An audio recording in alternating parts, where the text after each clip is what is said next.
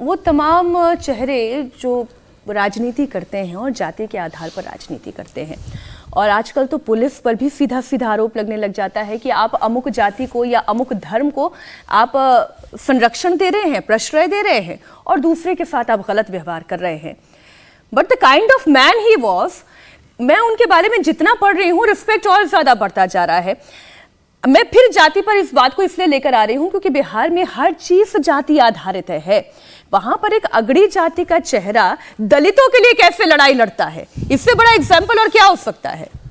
नहीं, मुझे लगता है कि मीनाक्षी, ये कोई पहली बार नहीं है। हिंदू धर्म में किसी जाति ने जाति का किया हो, वो जाति जाति देख के नहीं होता रहा, ये अभी के संदर्भ में होने लगा है। वरना हिंदू धर्म में जितने भी सुधार हैं, जितनी भी कुरीतियां हैं, वो ये ऐसा थोड़ी ना था कि कौन दलितों की बात दलित जाति वाला करेगा। और ये दलित, हरिजन, ये नाना प्रकार के जो उपनाम आए, ये तो कब आए? ये तो ओबीसी में भी कितने लोग कब शामिल हुए, उसकी भी एक चर्चा करनी चाहिए। हर साल किस राज्य में कौन कौन सी जातियां अपने आप को SC ST में डलवाने के लिए लड़ाई लड़ती हैं, झगड़ा करती हैं, फूंक आंदोलन करती हैं, सड़क पर टायर जलाती हैं, वो भी ध्यान में करना चाहिए। और अभी सब छोड़िए ना, अभी हम लोग आज किशोर कुणाल जी की बात कर रहे हैं, उनकी सद्गति की प्रार्थना कर रहे हैं। अभी कल ही तो हुआ ना, और देश के प्रधानमंत्री को कांग्रेस ने इस तरह राजनीति करते हुए सिख प्रधानमंत्री कह के कहा कि उनका सम्मान नहीं किया गया, तो कहां से करिएगा आप? अच्छा, ये एक को टिकट नहीं मिलना अलग बात है। सिख प्रधानमंत्री होता है, प्रधानमंत्री तो जो प्रधान है देश का, एक ऐसा पद जो सबके लिए समान है, वो किसी एक जाति का, एक धर्म का, इसे बाइफर्केशन कैसे करती है political parties? Harshvardhan ji please continue. नहीं, मैं वही कह रहा था, मैं चूंकि जिसको क्रम थोड़ा टूट गया तो जी। बात टूट गई।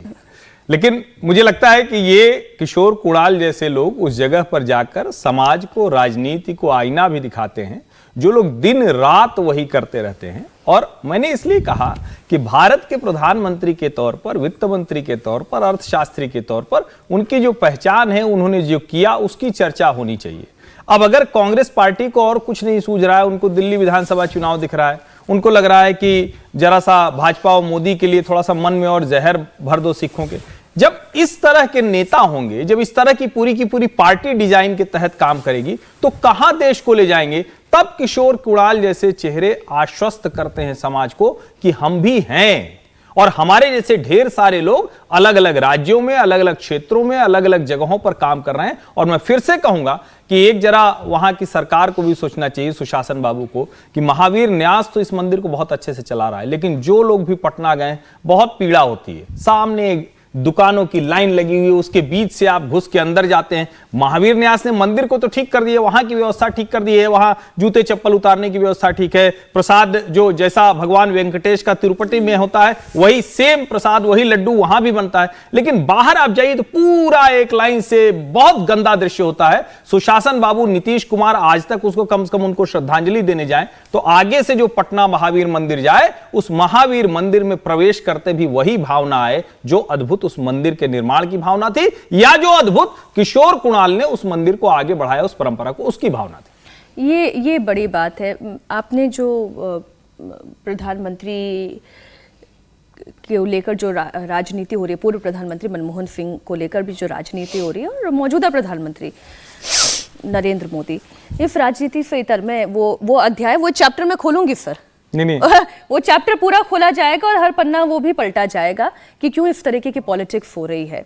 लेकिन आज क्योंकि बार बार आचार्य कुणाल किशोर की बात करना इसलिए जरूरी है क्योंकि ये बिहार और बेहतर हो सकता था अगर इस तरीके के और अधिकारी होते, इस तरीके के और समाज सेवी होते, और पॉलिटिक्स में भी इस तरीके की शख्सियतें होती। मैं सिर्फ बिहार सेंट्रिक बात कर रही हूँ विजय जी। ऐसा है ना कि अच्छे नेता भी, अच्छे IPS ऑफिसर्स भी, अच्छे समाज सेवी भी बिहार में भी मौजूद है, लेकिन वो जो कन्विक्शन होता है ना और कमिटमेंट होता है, वो नहीं है।